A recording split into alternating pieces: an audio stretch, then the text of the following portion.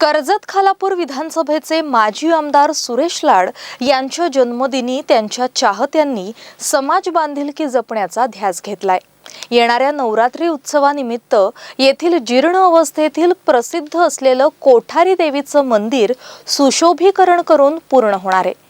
अनेक वर्षांपासून या मंदिराची दुरावस्था असल्यानं माझ्या वाढदिवशी चाहत्यांनी खर्च न करता मंदिराची आणि गावातील मूलभूत सुविधांकडे लक्ष देण्यासाठी लाड यांनी चाहत्यांना आवाहन केलं होतं। अखेर चाहत्यांनी त्यांच्या आज्ञेचं पालन केलंय।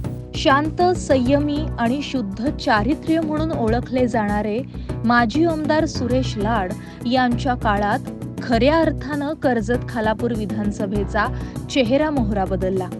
आजही ज्येष्ठ नागरिकांपासून तरुणांच्या हृदयात लाड यांचं स्थान वेगळं आहे।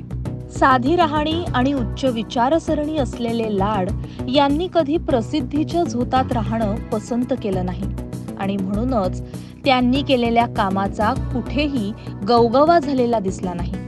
घरातील मंडळी देखील तेवढेच उच्च शिक्षित परंतु सुसंस्कृत। बाहेरच्या व्यक्तीची आजही घरात आदरानं विचारपूस केली जाते।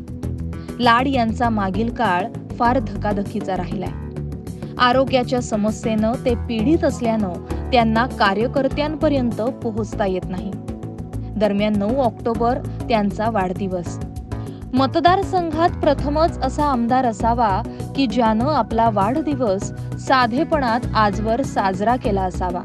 आजही त्यांची कार्यकर्त्यांप्रती एक भूमिका राहिली आहे। माझ्या वाढदिवशी वारेमाफ खर्च न करता तो खर्च समाज उपयोगी करावा आणि म्हणूनच भेट द्यायला आलेल्या चाहत्यांना सुरेश लाड यांनी तीच सूचना केली। यावेळी कर्जत दहिवली परिसरातील जुने कोठारी मंदिर हे जीर्ण अवस्थेतील मंदिर येणाऱ्या नवरात्री उत्सवात सुशोभित करावं अशी सूचना त्यांनी केली होती। अखेर ग्रामस्थ आणि तरुण यांनी एकत्र येत पैसा गोळा करून या मंदिराचं काम पूर्ण केलंय।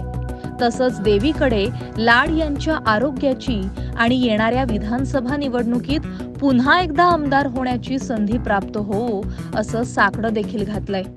येत्या 9 ऑक्टोबरला माजी आमदार सुरेश भाऊ लाड यांचा वाढदिवस। प्रतिवर्षी आम्ही कार्यकर्ते, हितचिंतक वेगवेगळ्या सामाजिक उपक्रमातून आणि वेगवेगळ्या कार्यक्रमाच्या माध्यमातून गेल्या अनेक वर्षापासून करत आलो आहोत।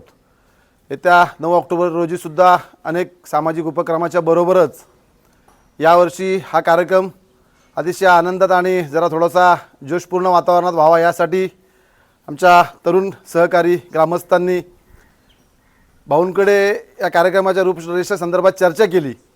परंतु भाऊंनी त्यांच्या सामाजिक दृष्टिकोनातून नेहमीच आपल्या मतदारसंघ असेल किंवा आपल्या परिसराला असेल आपापल्यापर्यंत नेहमीच योगदान दिलं आहे। याच दृष्टिकोनातून भाऊंनी कोणतेही कार्यक्रमाचा बडेजाव न आखता किंवा मोठ्या कार्यक्रमाचं नियोजन न करता तुम्हाला जर का माझ्या वाढदिवसाच्या शुभेच्छा द्यायच्या असतील तर एखाद्या सामाजिक उपक्रमातून त्या शुभेच्छा आपण द्याव्यात या दृष्टिकोनातून आम्हाला भाऊंनी कोठारी माता मंदिर या मंदिराचा जीर्णोद्धार 2001 साली झाला होता। स्वर्गीय आप्पासाहेब धारकरांनी त्या ठिकाणी या मंदिराचा जीर्णोद्धार केला होता। 20-22 वर्षानंतर या मंदिराचे पत्रे असतील किंवा कळस असेल या मंदिराची डागडुजी बऱ्याच अंशी शिल्लक होती आणि लिकेजमुळे मोठ्या प्रमाणातल्या पावसामुळे पत्रे सगळे डॅमेज झाले होते। कळसाचं काम देखील कळस लिकेज होता। ही दोन्ही मोठी कामं करण्यासाठी आमच्या ग्रामस्थांची नेहमी चर्चा व्हायची। भाऊंनी आम्ही काही सूचना मांडल्यानंतर आपण म्हटलं एखाद्या सांस्कृतिक कार्यक्रमाचं आयोजन करूया वाढदिवसानिमित्त, त्यानिमित्तानं सगळे एकत्र येतील। परंतु भाऊंनी त्या गोष्टीला जाहीरपणानं ठामपणानं विरोध करून तुम्हाला जर का वाढदिवसानिमित्त मला काही अनमोल अशी भेट द्यायची असेल तर तुम्ही त्या मंदिराची जी काही डागडुजी किंवा जी दुरुस्ती आहे ती तुम्ही हाती घ्यावी आणि तुम्ही सर्वांनी मिळून त्याला जर का हातभार लावला तर ते काम कुठेतरी चांगलं काम पूर्णत्वास येईल आणि ग्रामस्थांसाठी ती एक मोठं योगदान ठरेल किंवा मोठं वाढदिवसाचं रिटर्न गिफ्ट ठरेल अशी सूचना भाऊंनी केल्यानंतर आमच्या दैवली ग्रामस्थ किंवा पाट्या येथील सर्व माझ्या तरुण सहकाऱ्यांनी एक बैठक घेतली। त्या बैठकीमध्ये सर्वांनी यथाशक्ती आपापल्या परीनं काही अंश हातभार लावावा असं ठरलं। कोणावरती असं कंपल्सेशन केलं नाही, प्रत्येकाने आपापल्या परीनं आपला वाटा द्यावा। या सर्वांनी मिळून मग त्या ठिकाणी एक आर्थिक मदत त्या ठिकाणी किंवा आर्थिक देणगीच्या स्वरूपात रक्कम उभी केली आणि अनेक चिंतकांनी सुद्धा त्या ठिकाणी मदतीचा ओघ दिला आणि एक जवळपास 2.5-3 लाखाचं हे शेड आणि जवळपास कळस असं 5 ते 7 लाखाचं काम आम्ही या आमच्या स्वखर्चातून या ठिकाणी ग्रामस्थांच्या मदतीनं करतोय. अशा पद्धतीनं भाऊंचा वाढदिवस एका चांगल्या कामासाठी त्या ठिकाणी सार्थकी लागला याचं समाधान आम्हा सर्व ग्रामस्थांना देखील आहे. भाऊंनी या मतदारसंघासाठी दिलेलं योगदान आपण सर्वजण जाणता. तालुक्यातील अनेक प्रत्येक गावामधली सामाजिक सभागृह असतील, मंदिरं असतील, त्या प्रत्येक उभारणीमध्ये भाऊंचा असलेला वाटा आपण सर्वश्रुत आहात. आपल्याला त्याची पुरेपूर कल्पना आहे. आमच्या हनुमान मंदिराचा देखील मागच्या वर्षी जीर्णोद्धार झाला. ते कामसुद्धा भाऊंच्या मार्गदर्शनाखाली आणि भाऊंच्या प्रमुख सर्व सल्ल्यानुसार त्या ठिकाणी पूर्णत्वास आलं. आज हे दुसरं मंदिर या ठिकाणी त्याची उरलेलं काम या ठिकाणी आम्ही पूर्णत्वास आणतोय. हीच आमच्या एक मनासाठी खूप समाधानकारक अशी बाब आहे.